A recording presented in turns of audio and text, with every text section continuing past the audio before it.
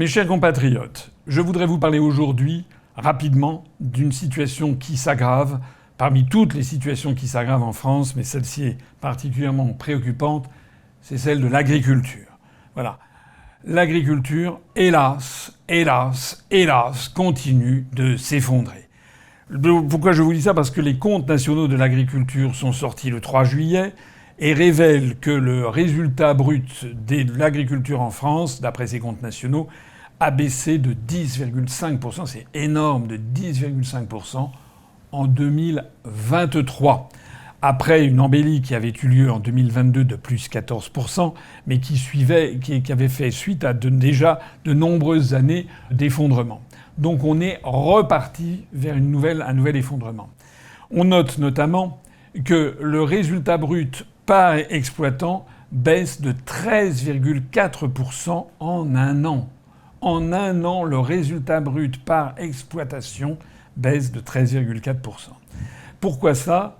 Par un phénomène de ciseaux. D'une part, les productions ont tendance à baisser, notamment la viande ou le lait, qui ont tendance à diminuer, voire à chuter. Et de l'autre côté, parmi les dépenses pour les exploitants agricoles, que ce soit l'engrais ou l'énergie, eh bien ça a tendance à s'envoler.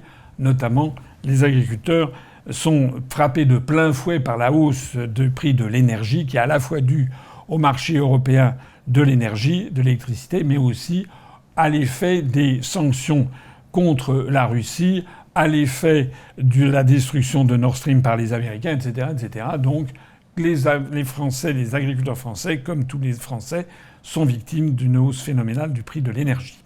Ce qui est particulièrement préoccupant, c'est la baisse de la production animale, qui chute de moins 1,3% en un an, et qui fait suite à une baisse continuelle année après année. Ça baisse continuellement depuis 5 ans, avec une moyenne de moins 2% par an. Alors, si je vous dis tout ceci, c'est parce que la situation atteint évidemment la cote d'alerte. Mais enfin, chaque année, on est obligé de dire la même chose. Et pour la première fois cette année, la FNSEA et le Centre des jeunes agriculteurs ont publié un communiqué conjoint pour s'alarmer de la situation et pour dire qu'il fallait se battre pour la souveraineté alimentaire de la France. Regardez le communiqué qu'ils ont publié et que je lis devant vous.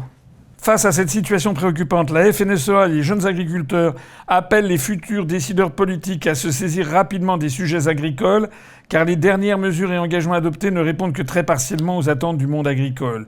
D'autres mesures doivent être engagées et devront inclure notamment le renforcement de la compétitivité du secteur agricole, l'organisation des dispositifs fiscaux et sociaux, les adaptations indispensables pour garantir une stricte application des lois Egalim et la protection contre la concurrence étrangère déloyale. La FNSEA et les jeunes agriculteurs soulignent l'urgence de ces actions pour garantir la pérennité de l'agriculture française. Face à des marchés mondiaux erratiques, la FNSEA et les jeunes agriculteurs insistent sur la protection des entreprises agricoles, qui passe notamment par une juste rémunération des agriculteurs.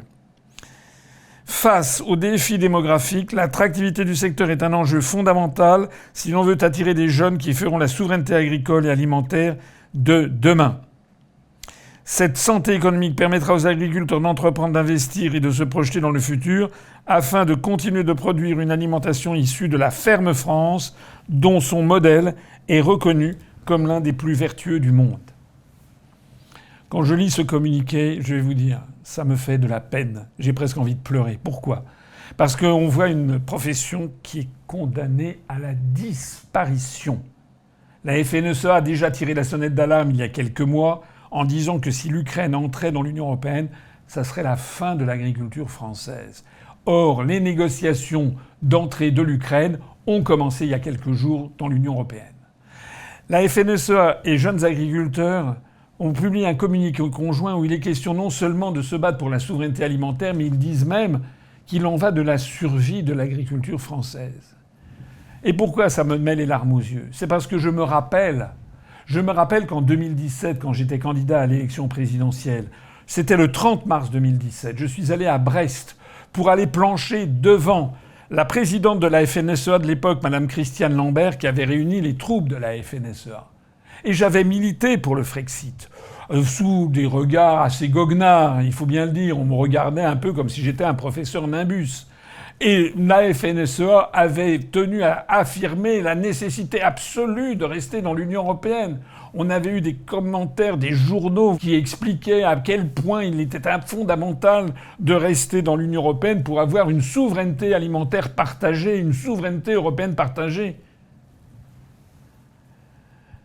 Qu'est-ce qui s'est passé depuis 7 ans ? Ce qui s'est passé depuis 7 ans, c'est que les boniments de Macron, qui avaient été fortement applaudi lors de cette réunion de la FNSEA, où il avait expliqué que l'Europe c'était formidable, qu'il fallait surtout pas envisager d'en sortir, que c'est ça qui allait permettre de sauver l'agriculture de demain. Et bien maintenant, les Français, et en particulier les agriculteurs, peuvent juger sur pièce. Les agriculteurs français, pour qui j'ai infiniment de respect, puisque comme énormément de Français, mes ancêtres étaient eux-mêmes des paysans ou des agriculteurs. Les agriculteurs français sont des gens de bon sens. Et qu'est-ce qu'ils constatent ? Ils constatent que depuis 7 ans, loin d'assurer la survie de l'agriculture française, la construction européenne est en train de les entraîner à la disparition. Je dis bien la disparition. On lit dans des documents officiels désormais des propos qui auraient paru inimaginables il y a encore 5 ans ou 10 ans. Lorsque la FNSEA ou les jeunes agriculteurs insiste sur le risque de disparition pure et simple de l'agriculture française, il faut se pincer pour le croire.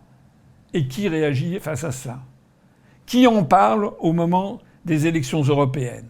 Qui en parle au moment des élections législatives ?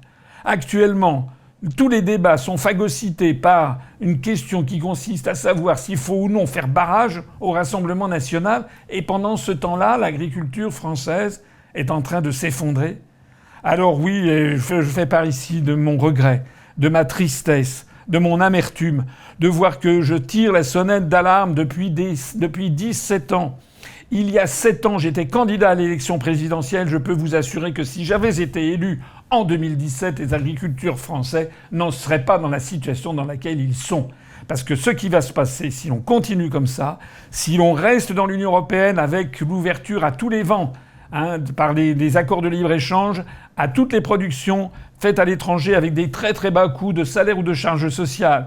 Si l'on ouvre l'Union européenne à l'Ukraine, si l'on continue des transferts par dizaines de milliards d'euros aux pays de l'Est et notamment à l'Ukraine, eh bien tout simplement, il n'y aura bientôt plus d'agriculture en France et la France deviendra dépendante de l'étranger pour son alimentation et ses produits agroalimentaires. Il est grand temps, il est vraiment grand temps, et je m'adresse ici à tous les agriculteurs qui m'écoutent, mais pour l'amour de Dieu et pour l'amour de la France, ressaisissez-vous, arrêtez de croire les européistes, arrêtez de croire la FNSEA qui vous a dit depuis des décennies que notre salut viendrait de la politique agricole commune, et maintenant vous êtes au pied du mur, ou plus exactement au bord de la falaise, et vous vous rendez compte que si on continue comme ça, vous allez disparaître. Il est donc grand temps, mais vraiment grand temps, que vous vous documentiez sur les analyses que nous faisons, nous, sur la construction européenne, sur les projets de destruction de l'agriculture, et que vous vous ressaisissiez pour décidément apporter désormais votre soutien au parti du Frexit, au parti qui se bat pour vous, et malgré vous d'ailleurs, pour essayer de vous sauver. Vive la République, vive l'agriculture française et vive la France.